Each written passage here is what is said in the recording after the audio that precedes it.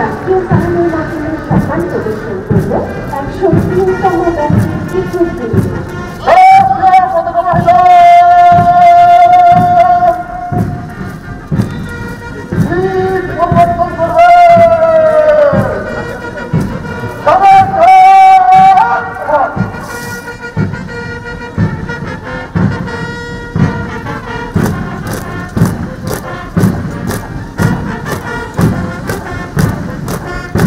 বেশি আগে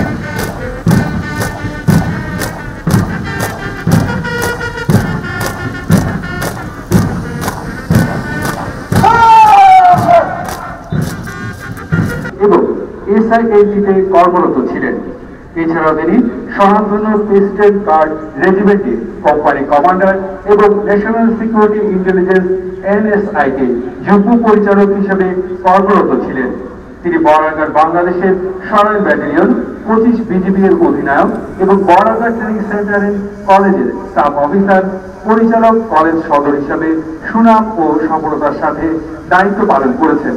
তিনি জাতিসংঘ শান্তিরক্ষা মিশনে কোম্পানি 2IC হিসেবে ডেমোক্রেটিক রিপাবলিক অফ কঙ্গোতে এবং কোম্পানি কমান্ডার হিসেবে মালিতে অত্যন্ত সাহসিকতা ও দক্ষতার সাথে দায়িত্ব পালন করেন।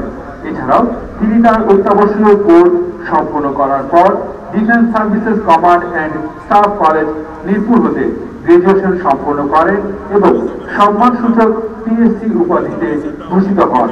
বর্তমানে তিনি বর্ডার ট্রেনিং সেন্টার কলেজের রিক্রুট ট্রেনিং ব্যাটালিয়নের অধিনায়ক হিসেবে কর্মরত আছেন।